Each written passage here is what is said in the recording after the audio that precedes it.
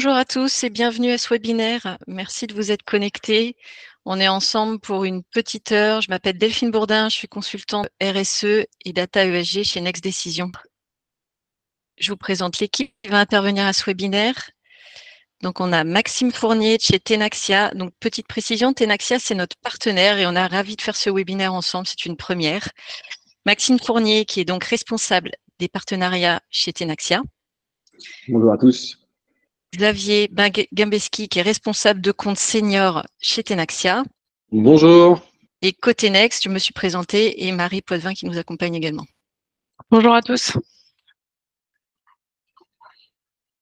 On va donc passer une petite heure ensemble. On va démarrer par une introduction que je vais vous présenter.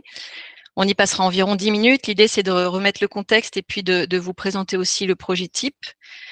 On passera ensuite sur une présentation de Tenaxia. Sans suspense, on fera une démo de la plateforme, que vous puissiez comprendre tous les atouts de cet outil. On aura un retour d'expérience de projet par Marie ensuite et on finira par une petite conclusion. Alors, sur la partie introductive. Là, l'idée, c'est de vous situer un peu la CSRD. L'Europe a pour ambition de devenir le premier continent neutre en carbone d'ici 2050. C'est pas rien. Et ça passe par un outil principal qui est la réduction de nos émissions de gaz à effet de serre de 55% environ par rapport à nos émissions de 1990. L'outil qui est utilisé par la Commission européenne pour réussir ça, c'est de rediriger les flux de capitaux vers des activités qui sont plus vertueuses. Ce mécanisme, il va s'en sortir avec 3 réglementations. La SFDR, qui est la Sustainable Finance Disclosure Regulation. On va rentrer dans le détail rapidement de chacun. La taxonomie verte et la CSRD, qui va plus principalement nous intéresser aujourd'hui. Dans le détail, la SFDR, elle a pour objectif la classification des produits financiers en fonction de leur contribution à la durabilité. C'est-à-dire qu'on va s'intéresser à classer les produits financiers du plus ou moins vertueux. À côté de ça, la taxonomie verte sert au classement des activités économiques par rapport à, pareil, l'aspect vertueux et durable, il faut qu'elle soit plus ou moins durable. Et la CSRD s'intéresse, elle, à remonter les indicateurs ESG, environnement, social et gouvernance, de chaque entreprise. Chaque entreprise va devoir publier ses indicateurs sur ces 3 domaines, environnement, social, gouvernance. Et là, les choses commencent à prendre sens de toute cette mécanique, c'est-à-dire que les indicateurs ESG permettent derrière le classement des activités économiques sur la taxonomie verte. Et ça permet in fine aux investisseurs d'identifier dans leur portefeuille les investissements plus ou moins vertueux. Donc, le graphique se lit plus ou moins dans le sens inverse. L'avantage de tout ça, c'est qu'in fine, ça va permettre de mettre en place une fiscalité plus avantageuse sur les produits dits durables et ainsi de réorienter les flux financiers.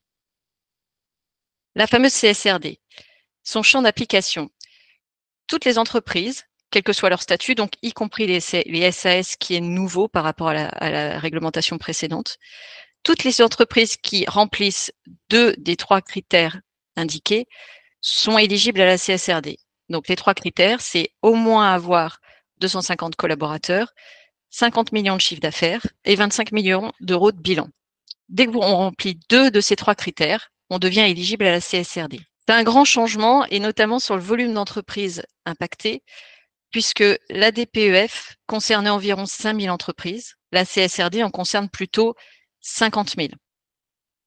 Dans les autres objectifs et les changements liés à ce rapport, l'objectif principal de ce rapport, c'est d'introduire plus de transparence dans la publication des critères qu'on a dit précédemment, ESG, environnement, social, gouvernance. Ça va permettre la comparaison entre 2 entreprises, entre plusieurs activités. Et l'autre enjeu majeur, c'est de fiabiliser les informations transmises. C'est un des intérêts notamment de mettre en place un outil pour traiter ce sujet. Mais c'est que des informations fiables, transparentes et qui vont pouvoir être comparées. Et tout ça va permettre de comparer les activités économiques et les produits financiers, ce qu'on disait précédemment. Sur le fond, on passe d'un rapport qui était principalement basé sur du déclaratif avec des informations non engageantes à un rapport dans lequel les engagements doivent s'accompagner d'objectifs chiffrés. Donc, on n'est plus tout à fait sur la même logique. Sur la forme, on passe de la DPEF, qui était la déclaration de performance extra-financière, à un rapport de durabilité. Comme précédemment, ce rapport, il est annexé au rapport de gestion. Il est annuel.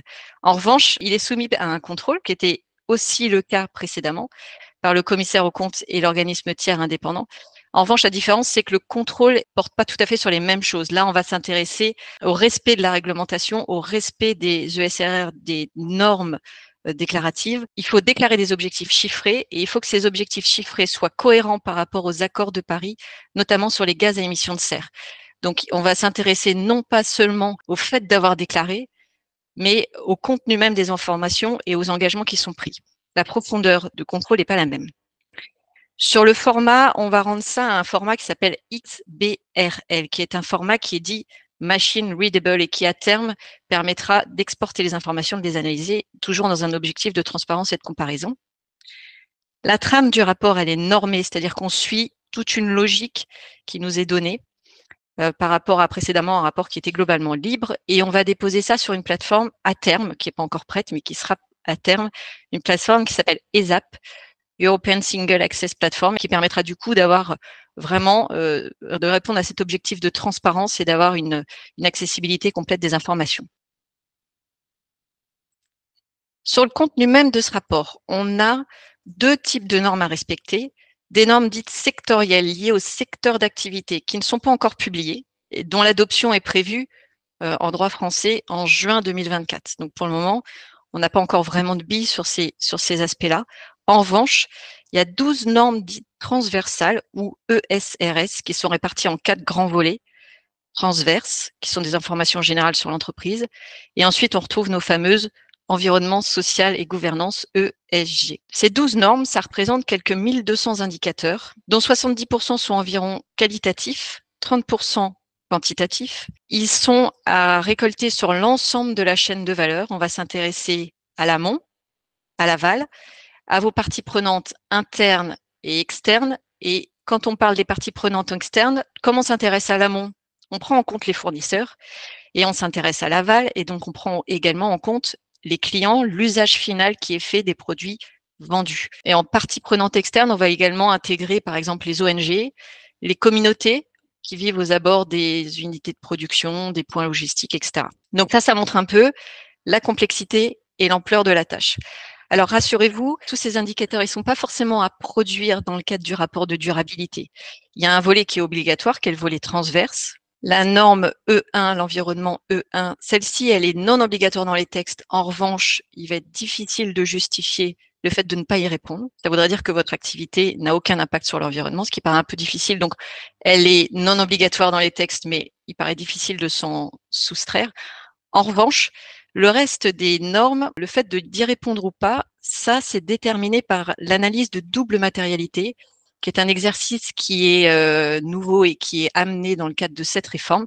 Je ne vais pas l'expliciter trop maintenant parce que ce n'est pas l'objet du webinaire, mais on pourra y revenir notamment via un article très prochainement. Comment se déroule un projet de mise en conformité de CSRD? Donc, il y a deux grandes couleurs que vous pouvez retrouver sur le graphique. Il y a des actions qui sont dites des actions de RSE, responsabilité sociétale des entreprises, et on a tout un volet d'actions en rose qui relèvent plus du champ data ESG. Alors, je vais éclaircir un tout petit peu ces deux points-là pour que ce soit clair pour tout le monde. La RSE, c'est donc la politique RSE, la contribution de l'entreprise au développement durable. Une entreprise, elle a une réflexion tripartite puisqu'elle cherche à avoir un impact positif globalement pour la société, tout en gardant en ligne de mire sa viabilité économique. Donc, elle a une approche tripartite économie, sociale, environnement, avec la prise en compte de ses parties prenantes et un champ légèrement plus large du coup que l'ESG. Les critères ESG, donc environnement, social et gouvernance, sont les critères utilisés principalement par les investisseurs pour classer les produits financiers. La CSRD, qui rentre bien dans cette mécanique-là, comme expliqué au début, demande aux entreprises de répondre à ces critères ESG. Le projet se déroule globalement, un projet type, là on a mis sur 12 mois. Ce qu'il faut bien comprendre, c'est que ce qui rentre en ligne de compte pour estimer cette période, c'est à la fois la maturité sur l'aspect RSE de l'entreprise et à la fois la maturité sur l'aspect système d'information, où sont stockées les données, comment aller les récupérer, quelles sont déjà les données qui remontent dans le système facilement ou pas. Il est possible de compresser cette démarche, et c'est ce que propose notamment Tenaxia, avec une version plus intégré où on choisit un pool d'indicateurs sur lequel on se met tout de suite dans une démarche d'aller les chercher dans l'outil, ce qui permet de rentrer dans un outil plus tôt et de paralyser plus les tâches. Voilà. En résumé, globalement, sur tout ce que je viens de vous dire, ce qu'il faut retenir, c'est que la directive CSRD, c'est donc une directive qui est très impactante. Elle va imposer un travail important à 2 niveaux. En amont, sur tout ce qui est stratégie RSE, puisque ça nous demande de mettre en place la stratégie pour les entreprises qui ne l'ont pas encore fait, l'analyse de double matérialité, le calcul de l'empreinte carbone et également d'impliquer fortement les parties prenantes. C'est également un travail qui est lourd sur l'aspect système d'information, collecte de données, puisque, pour rappel, il y a quelques 1200 points de données à faire remonter sur l'ensemble de la chaîne de valeur en impliquant les parties prenantes. Voilà, donc on va voir sur la suite du séminaire comment on peut vous aider dans la réalisation de ce rapport de durabilité. Delphine, je te coupe une petite seconde. On a une personne qui nous demandait si les indicateurs pour le reporting CSRD sont disponibles aujourd'hui. Tout à fait. Oui. On a les listes qui sont publiées par l'EFRAG. Vous pouvez vous-même les trouver sur Internet, mais sinon on pourra les envoyer ou les mettre en lien en complément du webinaire. Allez, super, merci Delphine. Du coup, je vais prendre la main, je vais enchaîner sur la présentation de Tenaxia. Je voulais dire en préambule qu'on était très heureux chez Tenaxia de compter Next Decision parmi nos partenaires. Je pense qu'on a mutuellement fait le bon choix sur ce sujet, notamment de CSRD qui va nous animer aujourd'hui. Alors, pour vous présenter Tenaxia rapidement. Donc, chez Tenaxia, on conçoit, on développe et on met en œuvre des solutions innovantes pour aider les entreprises, mais aussi leurs investisseurs, à piloter ce qu'on appelle leur performance durable. On est un peu plus de 120 répartis sur 3 bureaux, donc à Laval, qui est le siège social, et on a un bureau à Paris et un Lyon. On fait un petit peu plus de 13 millions de chiffres d'affaires, avec une spécificité forte en tant qu'éditeur de logiciels, c'est que nos forces de développement sont quasi intégralement internalisées. On investit un peu plus de 2 millions d'euros par an en R&D, ça représente plus de 30 personnes qui travaillent au produit, au développement du produit chez nous. Donc, on a un éditeur de logiciels, un logiciel SaaS depuis le début, accessible directement depuis le web, hein, c'est ce que SaaS veut dire. On le fait depuis 2001, hein, on accompagne plusieurs milliers d'entreprises. Je pense qu'on peut dire sans prétention chez Tenaxia qu'on est un acteur historique, hein, ou tout du moins un éditeur majeur sur cette thématique en France depuis déjà de longues années. On a 2 grands métiers chez Tenaxia, 2 grands types de solutions. On a un métier historique qui concerne ce qu'on appelle la HSE, donc hygiène, sécurité, environnement. Et Tenaxia propose depuis 2001 sur ce volet des solutions autour du pilotage de la conformité réglementaire, hein, pour toutes les entreprises, surtout pour les entreprises industrielles, avec des solutions de veille réglementaire pure pour permettre à nos clients de connaître finalement en temps réel les dernières exigences qui leur sont applicables, de vérifier par rapport à ces exigences leur état de conformité et leur permettre de mettre en place et de piloter un tas d'actions correctives.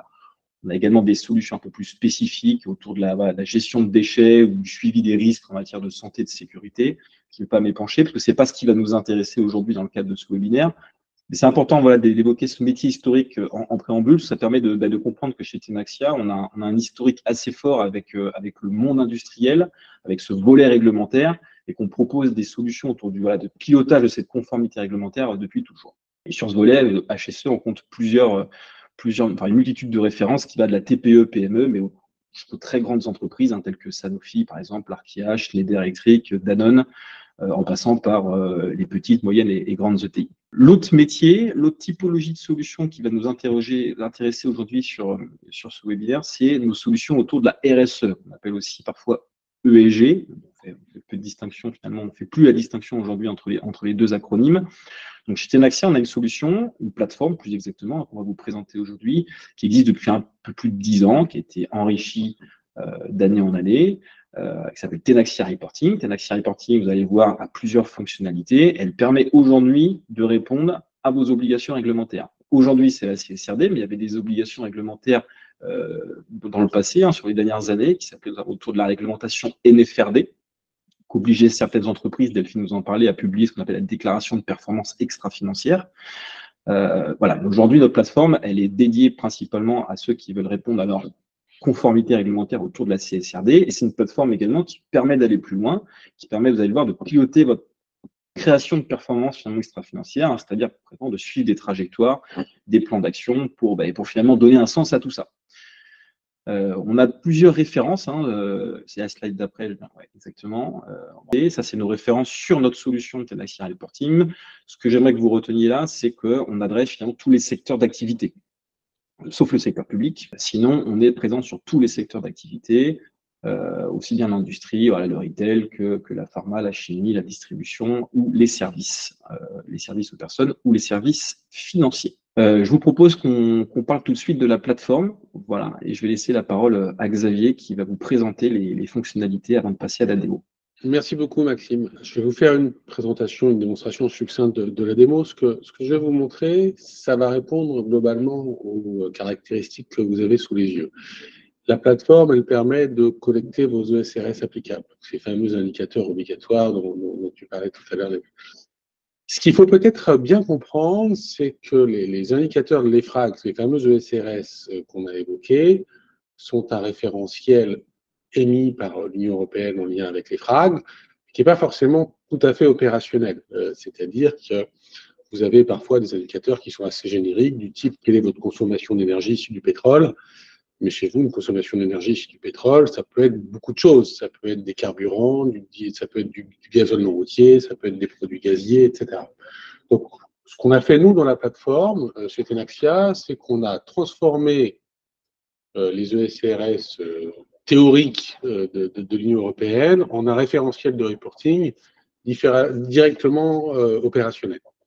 Et donc, on va pouvoir collecter ces informations-là dans la plateforme. On va pouvoir globalement piloter toutes vos données, parce que comme le disait Maxime, la RSE, c'est une bonne occasion, enfin la CSRD, c'est une bonne occasion d'avancer sur sa propre démarche RSE. Et on peut aussi, dans l'outil, collecter des indicateurs extra-financiers qui ne seraient pas directement ceux des ESRS, même si ça couvre beaucoup de sujets, mais également vous permettre d'avoir un pilotage très opérationnel de ce qui se passe chez vos entités. Ces indicateurs-là, la plateforme va mettre en œuvre des mécanismes de fiabilisation, des contrôles automatiques pour s'assurer que les données collectées sont robustes. Parce qu'il y a un autre enjeu qui a été évoqué tout à l'heure, c'est l'enjeu de l'auditabilité. Et donc, vous verrez dans ce que je vous montrerai dans quelques secondes que l'outil, il embarque toute la collecte des pistes d'audit qui seront nécessaires, qui seront les attendus de votre auditeur lors de cette phase-là. L'outil permet également de consolider les données, quelle que soit votre structure organisationnelle. Il n'y a pas deux entreprises qui ont la même structure organisationnelle. On a parfois besoin de voir ces données consolidées sous un axe géographique, un axe organisationnel, etc. Et la plateforme, elle permet de s'adapter à tous ces critères et de pouvoir jongler dans l'espace en fonction de ce qu'on veut voir. De la même manière, l'application logicielle va permettre de restituer le reporting réglementaire, ce fameux reporting de CSRD, mais je suis certain que beaucoup d'entre vous remontent également de la donnée extra-financière à d'autres parties prenantes, qui peuvent être vos investisseurs, qui peuvent être vos banquiers, vos clients, etc. Et donc, ce qu'il faut bien comprendre, c'est que dans l'outil, la donnée est collectée qu'une seule fois, mais elle peut être exposée de différentes manières, et pas uniquement sur le volet réglementaire.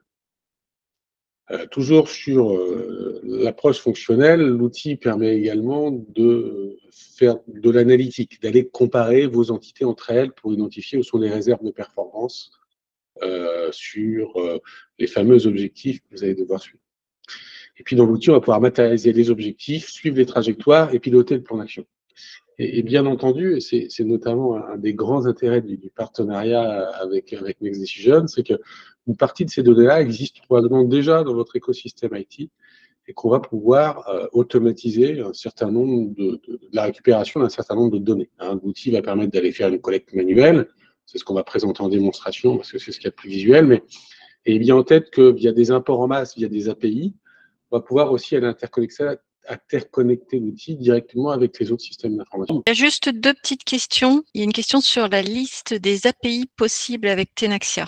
Dans l'absolu, nous, la plateforme, elle est fournie avec des API REST au format JSON qui sont largement exploités aujourd'hui par Next Decision, aussi bien sur de l'export que de l'import. Donc, je ne suis pas un grand expert du sujet, mais nous, ce qu'on fournit, c'est l'API standard, et l'intégrateur de l'API, c'est Next Decision. Il y a une deuxième question qui est: est-ce que l'outil permet de réaliser une analyse d'écart entre les indicateurs suivis actuellement par l'entreprise et ceux attendus dans le cadre de la CSRD? Alors, Effectivement, ça c'est un point important, puisque pour pouvoir mettre en place cet outil, comme tu l'as expliqué tout à l'heure, il y a la nécessité de faire son analyse de matérialité et le gap analysis. Donc le gap analysis, c'est quelque chose que l'on peut... Alors, on a un outil qui est dédié au gap analysis, qui permet de faire cet écart-là. C'est aussi quelque chose sur lequel on peut conjointement avec Next Decision amener des conseils pour vous accompagner pour le faire. Alors, je me permets de prendre la troisième question, parce qu'elle est facile, au moins ça sera facile d'y répondre. C'est si on collecte la donnée via Excel et Word aussi, comment on peut l'intégrer dans Tenaxia? Il y a dans la plateforme un IHM qui vous permet d'importer de la donnée Excel. En fait, ça ne demande pas du paramétrage, c'est un framework d'import. Donc, on peut sans problème importer de l'Excel, soit au niveau globalement du groupe, soit au niveau d'un site. Donc voilà, ça c'est inclus dans la plateforme. Merci Delphine. Petite slide résumé finalement pour synthétiser cette démo que fait Xavier. Et ce qu'on aimerait que vous reteniez en partant de ce webinaire. Finalement, choisir Tenaxia, c'est choisir une solution qui est totalement prête pour répondre, vous l'avez vu aujourd'hui, aux enjeux de la CSRD. On a déjà les data points, donc des fameuses ESRS qui sont redescendues dans la plateforme. Choisir Tenaxia, c'est s'assurer de collecter et de reporter une donnée fiable, voilà, des données de confiance. Une des grosses forces de la solution, c'est la fiabilisation de la donnée. J'ajoute aussi que 100% de nos données sont stockées dans un cloud basé en Europe. Voilà, on n'a pas basé nos données à l'étranger et qu'on a obtenu la certification ISO 27001 qui est un excellent gage de sécurité de la donnée. Et enfin, choisir Tenaxia, c'est choisir une solution qui permet finalement de s'adapter à tout type d'organisation. Et j'ai envie de dire finalement, quelle que soit la complexité de votre organisation. Alors, on peut reproduire, Xavier vous l'a montré, mais on peut calquer votre organisation dans Tenaxia par zone géographique, par entité, par site, par point de collecte, et finalement collecter la donnée sur cette organisation. Je propose de passer la main à Marie sur la partie comment mettre en œuvre un projet Tenaxia. Merci Maxime. Concernant la mise en œuvre d'un projet Tenaxia, donc c'est un exercice sur lequel on a déjà de l'expérience côté Next, puisqu'on a eu l'occasion de le faire avec une dizaine de clients avec Tenaxia. Donc moi, je vais vous présenter les 3 phases principales de mise en œuvre. Évidemment, ça va s'adapter à chacun, au volume d'indicateurs, aux contraintes planning, aux enjeux, à la stratégie, etc. Mais c'est les 3 phases principales sur lesquelles on peut s'appuyer. Donc en premier, évidemment, donc le lancement du projet. C'est la première phase qui contient donc on va se rencontrer, on va pouvoir déterminer les objectifs à atteindre, le périmètre, échanger sur le planning plus précisément en fonction des contraintes de chacun, et ensuite surtout faire des ateliers. On en a cité plusieurs ici, donc sur la structure organisationnelle par exemple. Donc ce qui veut dire au niveau de la collecte de données, donc chaque entreprise a sa structure organisationnelle et chaque donnée va être consolidée à certains niveaux. C'est important d'en discuter ensemble. Par exemple, si je donne un exemple, pour les gaz à effet de serre, par exemple, ce sera plus pertinent d'utiliser une structure organisationnelle qui va valoriser les bâtiments, puisqu'on va avoir de la consommation d'électricité, on va avoir des données d'immobilisation également. Donc, ce seront des sites physiques, tandis que pour les données plutôt sociales, on va consolider plutôt au niveau entité organisationnelle. Donc, il faut qu'on se mette bien d'accord sur les différents niveaux. Et évidemment, chaque client peut avoir ses spécificités. On pourra également faire des ateliers thématiques, donc sur les différents axes ESG dont on a parlé tout à l'heure, donc environnement, social et gouvernance, où on va pouvoir parler de tous les éléments relatifs aux indicateurs qu'on va mettre dans l'outil, aux questionnaires. Xavier nous a montré juste avant donc les différents questionnaires qu'on peut créer. Donc on va pouvoir parler des aides à la saisie, des contrôles à la saisie, de quels sont les indicateurs qu'on veut intégrer, s'assurer que tout le monde a la bonne compréhension, qu'on part dans la bonne direction. Voilà, on peut faire autant d'ateliers spécifiques que nécessaire. Et à l'issue de cette phase-là, on a donc les idées claires et on peut paramétrer l'outil. C'est la deuxième phase. Dans cette phase-là, on va pouvoir passer à la configuration, donc intégrer tous les éléments, comme je le disais, qu'on a vus pendant la première phase, les contrôles à la saisie aussi. On va pouvoir récolter des données, comme le disait également Xavier, par l'intermédiaire d'API. On peut récolter donc de la donnée qui vient de SI autres, donc grâce aux API. Donc en amont, on peut également, par l'intermédiaire des API, faire de la restitution des indicateurs RSE dans un outil BI, par exemple, si vous en avez un et si vous le souhaitez. Donc on pourra, avec notre expertise data, vous conseiller sur les différentes choses qui sont possibles. On peut, dans cette phase-là aussi, penser à l'intégration de données historiques. J'ai vu qu'il y avait une question sur l'intégration de données. Si il y a déjà une collecte qui a été faite, on peut intégrer des données historiques dans l'outil, intégrer en masse. Dans cette phase-là, l'important, c'est surtout qu'on va ouvrir les éléments à la recette. Donc, les utilisateurs sélectionnés pourront donc pratiquer directement les questionnaires, voir les données, les aides à la saisie, utiliser directement les éléments, donc les pratiquer. Et c'est comme ça souvent qu'on se rend compte que voilà, ça correspond très bien aux besoins, c'est compréhensible. Ou alors il manque certains éléments au niveau de la compréhension pour les utilisateurs, s'assurer que tout le monde comprend la même chose. Donc on peut rajouter des aides à la saisie, on peut rajouter du contrôle de données aussi. On peut faire des ajustements au niveau des questionnaires jusqu'à ce que ce soit exactement ce qu'on attend. Une fois que c'est fait, on va pouvoir passer à la phase 3, qui va être une forme. Donc, les questionnaires sont en service, les contributeurs peuvent saisir de la donnée, et c'est à ce moment-là que nous, on peut venir former donc les contributeurs, ceux qui vont amener de la donnée, les valideurs, ceux qui vont valider la donnée et qui peuvent aussi amener de la donnée en fonction des différents schémas de validation, etc. On va pouvoir former les utilisateurs. On va aussi pouvoir participer, si besoin, à des ateliers de présentation, de lancement de la campagne de récolte de données. On fait aussi le suivi tout au long du projet, tout au long du cycle de vie du projet. Donc, l'important, c'est de s'assurer de l'adoption totale des utilisateurs à l'outil. Donc ces différentes phases-là, on peut passer à la slide d'après. On a un petit planning qui vous permet de vous représenter un petit peu comment ça peut se matérialiser dans le temps. Évidemment, en fonction des contraintes, en fonction de la stratégie qu'on souhaite adopter, le planning va changer. On peut passer par itération aussi, ou alors on fait des grandes phases. C'est comme on le souhaite. On s'adapte à la complexité de chacun des projets. On peut s'adapter à chacun et à vous tous. Et je laisse la main pour la conclusion à Delphine. C'est ça. Merci beaucoup. Bon, alors du coup, on l'a vu, ce rapport, c'est beaucoup de travail pour le mettre en place. C'est un reporting qui est contraignant. Mais le message principal qu'on veut vous faire passer, c'est que on est capable de vous accompagner sur l'intégralité du sujet. Le fait de combiner les expertises de Tenaxia et de Next Decision fait que par rapport au planning qu'on vous a présenté précédemment, on est capable de vous accompagner sur l'ensemble des étapes. Et ça, c'est plutôt quelque chose de positif. Et pour finir sur une deuxième bonne nouvelle, cette réforme, bien que contraignante et coûteuse, elle s'inscrit dans un objectif de transformation globale de notre économie et de la société. Et elle est porteuse d'espoir dans le fait d'accompagner cette transformation et de permettre cette transformation.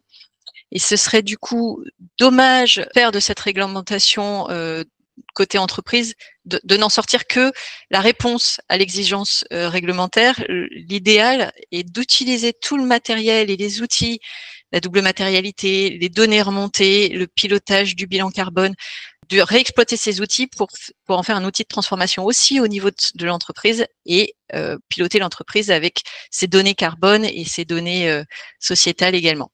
Voilà. Est-ce que il y a des questions qui se sont rajoutées? Oui, la question la suivante, c'est pour l'analyse de double matérialité. Effectivement, ça peut être intéressant parce que vous avez dit que vous aviez peut-être un outil ou pour nous guider. Ça pourrait être intéressant de nous le présenter. Hein. Comme c'est la phase amont, effectivement, de ce que vous nous avez présenté. Hein. Alors, je ne sais pas si vous avez quelque chose, d'après ce que j'ai compris, vous avez quelque chose pour la gap analysis, mais je ne sais pas ce qu'il en est pour la double matérialité. Hein.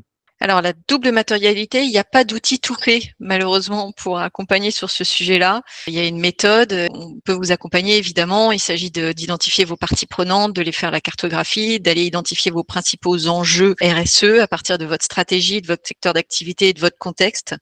Et ensuite, d'aller faire tout un travail d'analyse de tous ces enjeux pour, in fine, solliciter vos parties prenantes et classer tous ces enjeux dans cette matrice. Donc là, c'est vraiment un accompagnement conseil qui est à mesurer avec vous et à calibrer avec vous. C'est du cas par cas. Si je peux me permettre, l'analyse de matérialité, en fait, c'est quelque chose que l'on peut, d'un point de vue de la méthode, automatiser. Mais le fait est que ce que l'auditeur va contrôler, c'est plutôt comment vous avez mis en œuvre la méthode. Donc, fournir un support pour l'analyse de matérialité, pourquoi pas, mais c'est pas ça que l'auditeur va contrôler. C'est pas le support. C'est vraiment la façon dont vous l'utilisez. Est-ce que vous avez d'autres questions? Déjà une autre question, parce qu'on est en plein aussi dans la partie collecte de données, notamment les collectes de données obligatoires. Avant, puisqu'on n'a pas encore passé les étapes pour prendre Tenaxia ou un autre potentiellement, quels conseils donneriez-vous pour cette phase un peu de collecte de données? Est-ce qu'il faudrait utiliser le fichier Excel des frags et mettre, alors parfois c'est du gros texte, donc dans des cellules, ou est-ce qu'il faudrait utiliser Word avant de rentrer effectivement les informations dans Tenaxia? Comment faudra-t-il formater nos réponses avant de rentrer dans un outil qui effectivement semble important, voire nécessaire?